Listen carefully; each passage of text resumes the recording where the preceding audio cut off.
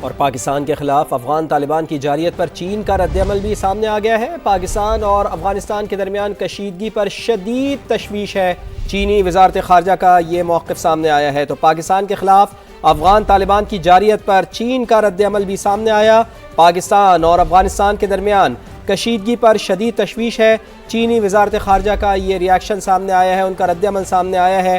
اور آپ کو یہ بتائیں کہ اس سے پہلے ہم یہ دیکھ رہے ہیں کہ دوست ممالک کی جانب سے بھی رد عمل سامنے آیا، ایران کی جانب سے رد عمل سامنے آیا، رشیا کی جانب سے رد عمل سامنے آیا، قطر کی جانب سے رد عمل سامنے آیا، اور اب چینی وزارت خارجہ کا بھی رد عمل سامنے آیا ہے پاکستان کے خلاف۔ افغان طالبان کی جارحیت پر چین کا رد عمل، پاکستان اور افغانستان کے درمیان کشیدگی پر شدید تشویش ہے۔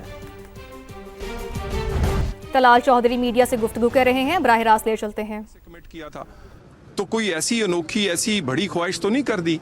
آپ ہمسائے بھی ہوں، اور مجھے تو یہ برادر کہنے پہ شرم آئے گی۔ برادر ملک ایسے نہیں ہوتے کہ جن کے ہاں سے دہشت گردی ایکسپورٹ کی جائے، جن کے ہاں سے ایسے دتھے بھیجے جائیں جو یہاں ہمارے نوجوانوں کا گلے کاٹیں، جو ہمارے اسکول کی بسوں پہ بچوں پر حملے کریں، نہتی عورتیں ہوں یا ہماری عبادت گاہیں وہ محفوظ نہ ہوں۔ مجھے تو شرم آئے گی کہ میں اس کو کہوں کہ یہ برادر ملک ہے۔ ہمسایہ بدقسمتی سے ہے، پراکسی جب تک بنا رہے گا مشرقی سائڈ پر جو ہمارا ہمسایہ اس کا، تو یہ اسی طرح ہی اس کو جواب ملے گا۔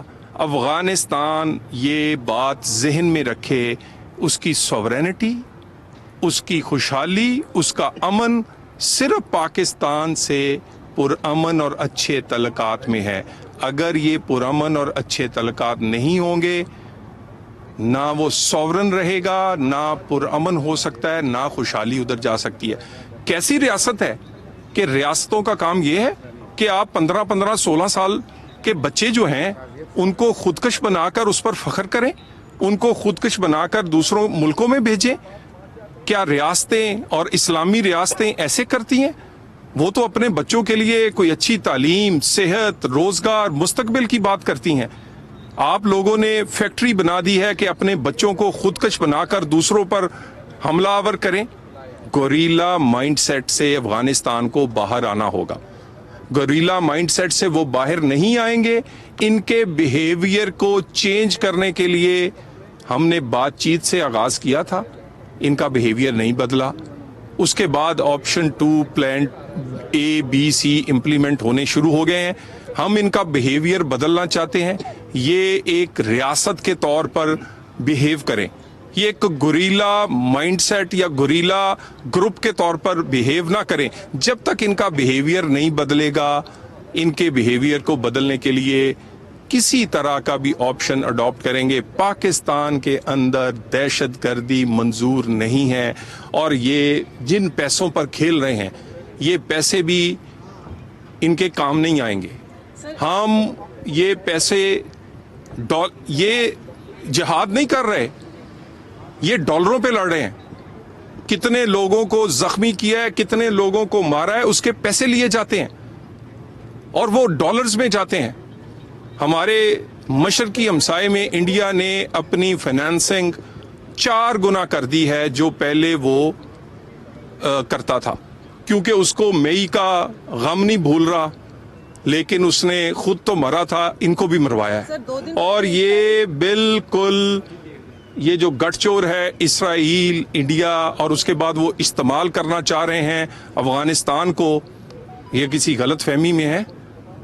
الحمدللہ ان کی غلط فہمی کچھ تو رات نکل گئی ہے، لیکن ابھی یہ بتائیں گے ہم دنیا کو کہ پاکستان اپنے کسی ایک جوان کی شہادت یا پاکستان اپنے اندر کسی ایک ہونے والے حملے کا جواب کس طرح دیتا ہے۔ رابطے ہوئے دونوں طرف کوئی بات کے بعد فورن افیئرز اس پہ بات کریں۔ 2 دن پہلے اسرائیلی اور وزیر مملکت داخلہ طلال چودھری کی میڈیا سے گفتگو آپ نے براہ راست ملاحظہ کی۔ انہوں نے کہا کہ برادر ملک ایسے نہیں ہوتے جہاں سے دہشت گردی کی جائے، افغان طالبان کو گوریلا مائنڈ سیٹ سے باہر آنا ہوگا۔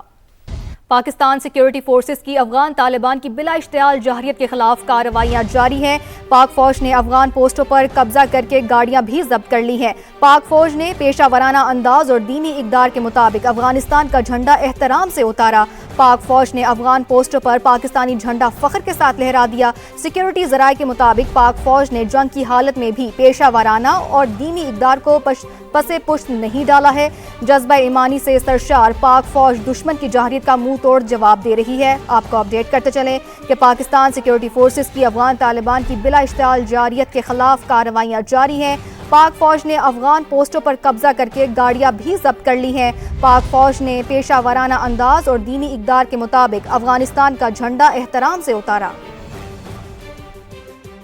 ہر قوم ہونے کا ثبوت دیا ہے کہ ہم نے پہل نہیں کی، پہل وہاں سے ہوئی ہے اور ہم نے دفاعی طور پر جواب دیا ہے اور یہ جواب دینا بنتا ہے۔ تو پاک فوج نے جو کام کیا ہے اور جو سٹیپ لے رہی ہے بڑی سوچ سمجھ کے لے رہی ہے، ہم اس کے ساتھ ہیں اور خراج تحسین پیش کرتے ہیں افواج پاکستان کو۔ جو افغانستان نے حملہ کیا ہے بہت ہی غلط کیا ہے اور ہم اپنی فوج کے ساتھ شانہ بشانہ اس کے ساتھ کھڑے ہیں۔ ایسے وقت میں ہمیں قوم کو ایک ساتھ مل کے فوج کے ساتھ ہونا چاہیے تاکہ ہم دشمنوں کو ناکچ چبوا سکیں۔ تو پاکستان کے اسی منہ توڑ جواب کے بارے میں آپ کو بتا رہے ہیں۔ افغان طالبان رجیم کے خلاف پاکستان کا فضائی آپریشن، اس میں کیا ہوا؟ 133 افغان طالبان ہلاک ہو گئے اور 200 سے زائد زخمی بھی ہوئے، جبکہ سیکیورٹی ذرائع کا یہ بتانا ہے کہ پاک افواج نے کابل، قندھار، اس کے ساتھ ساتھ خوست اور پکتیا میں ملٹری تنصیبات تباہ کر دی ہیں۔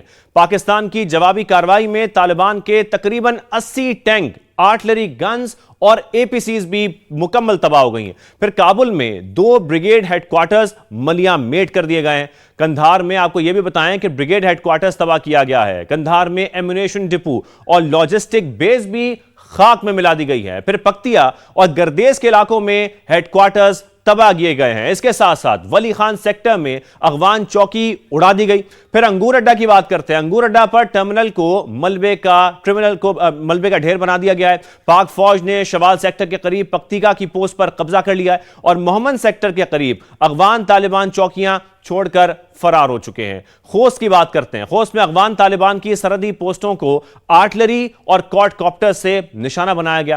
متعدد پوسٹوں پر افغان طالبان نے سفید جھنڈے لہرا دیے ہیں۔ اس حوالے سے آپ کو یہ بھی بتائیں اس کے ساتھ ساتھ کہ پاکستان علماء کونسل کا آج یوم عزم استحکام پاکستان منانے کا فیصلہ۔